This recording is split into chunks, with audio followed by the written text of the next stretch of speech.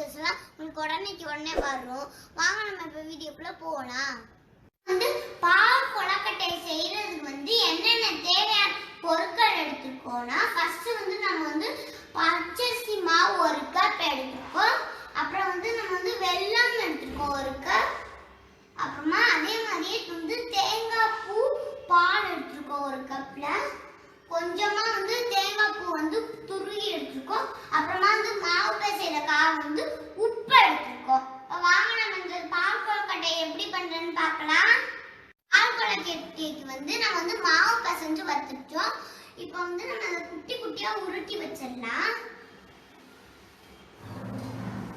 பாருங்க, இந்த மாதிரி உருட்டி நீங்க பால் கொழுக்கட்டையில போட வேண்டியதுதான். இவ்வளோ ஈஸியா நம்ம செஞ்சிடலாம்.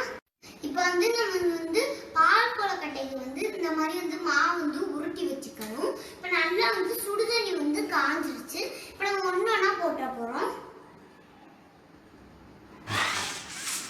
போட்டாச்சு. பாருங்க, நல்லா நம்ம இதை போட்டுக்கோ. இது நல்லா வேகட்டும். இப்போ நம்ம எல்லா பால் கொழுக்கட்டையும் இதுல போட்டாச்சு.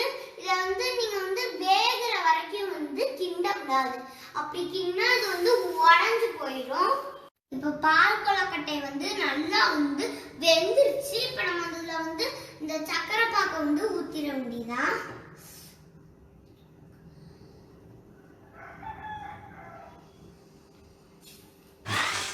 ஊத்தியாச்சு.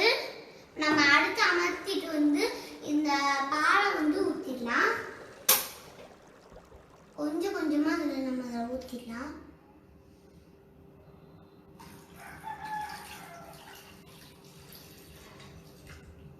ஊத்தியாச்சு. நம்ம தேங்காய் பூ எடுத்து வச்சுக்கோங்க. அதுக்கு முன்னாடி நம்ம இதை கலந்து விட்டுடலாம். அப்புறம் தான் நம்ம தேங்காய் பூ போடணும்.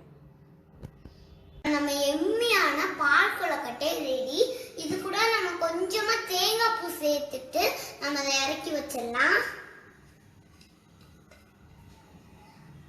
அவ்வளவுதாங்க, சூப்பரான பால் கொழுக்கட்டை ரெடிங்க.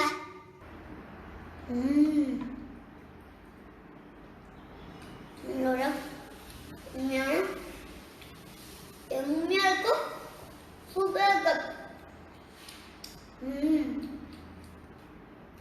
எம்மியா இருக்கு, சூப்பரா இருக்கு, அருமையா இருக்கு, பெருமை சூப்பரா. நீங்களும் இதே மாதிரி பால் கொழுக்கட்டையை வீட்டுல செஞ்சு பார்த்துட்டு அடித்தா சமையலுக்கு லைக் பண்ணி, ஷேர் பண்ணி, சப்ஸ்கிரைப் பண்ணிடுங்க. பாய்.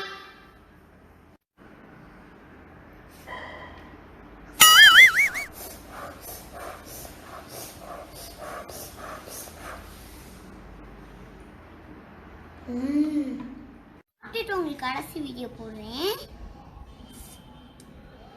சூப்பரா இருக்குமா? எம்மியா இருக்கும், சூப்பரா இருக்கும். எம்மியா இருக்கு, சூப்பரா இருக்கு.